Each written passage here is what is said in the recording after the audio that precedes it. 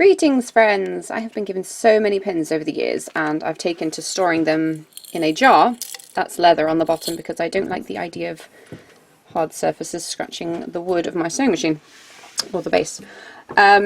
So I've decided that I'm going to turn this jar into a pincushion because it is an absolute pain having to unscrew a jar to get a pin every time.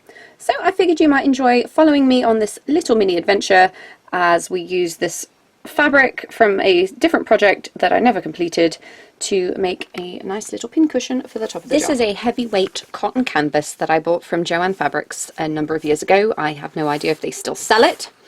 I've decided that I rather like the convergence of these lines right here. So this is the part that I wish to use as the apex, if you will, of the pincushion. The first thing I need to do is to ensure that I'm going to have enough fabric to go over some stuffing that I'm going to put in here and then to wrap around to secure to the bottom. I flip the fabric upside down and I'm going to use this wad of polyester fill, or whatever it is, it's certainly synthetic, to place at the top. The pins will go into that, then I will wrap the fabric around this lid and then the lid will slot back into the band.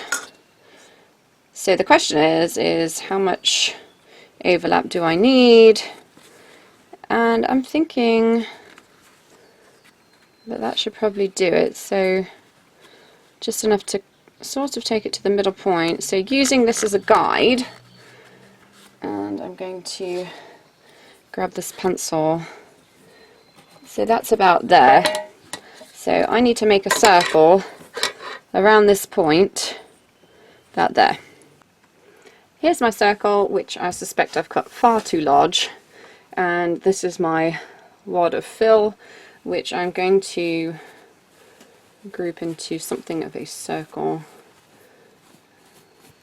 and tie it together because it's just going to be easier to work with. I'm just using a piece of string to kind of gather it.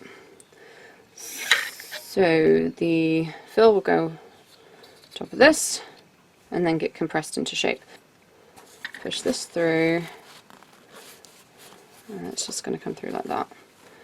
And then get this ready to go on top.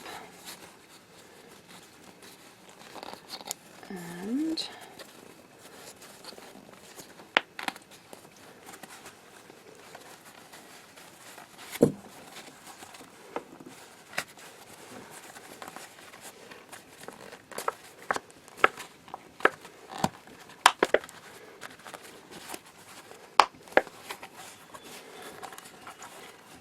stage one is completed.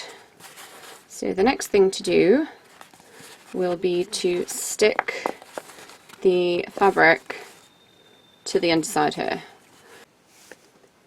The glue gun has been heating, and whilst it has been doing that I went ahead and pulled the fabric to make this a bit of a more compressed top for my pincushion.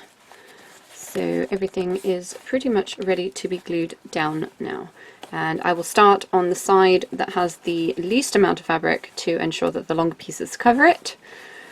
And I'm not going to try to do everything at once, I'm just going to take key points around and glue them down and then come back and revisit with the other bits.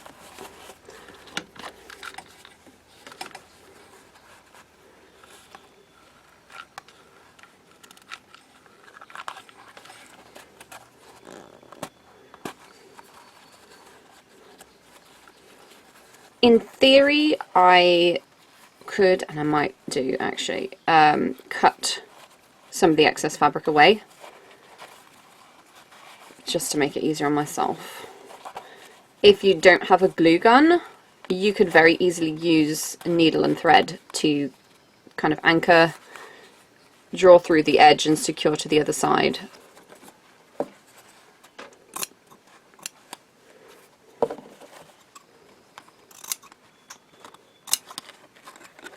As you can see, I cut away some of the excess fabric here to try to reduce the bulk around the top here, and with any luck we will be able to get this to screw in place, and it will take a little bit of downward pressure to get it to catch, but there we go, I can feel it catching, so that's in place now.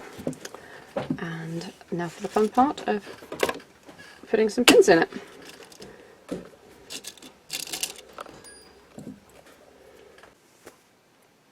I decided to make a little emery bag to go along with the pincushion. So I've taken a piece of fabric, folded it over to make a big triangular cone shape, and I have stitched the side with a very small stitch on the machine using the stitch selector adjustment screw, and you can see the video that I shall link to the basic operations to understand how that works. So I'm now going to use this to turn it inside out and then fill it with sand. And I'm going to use some emery bags that I have from the commercially available tomato-y type things.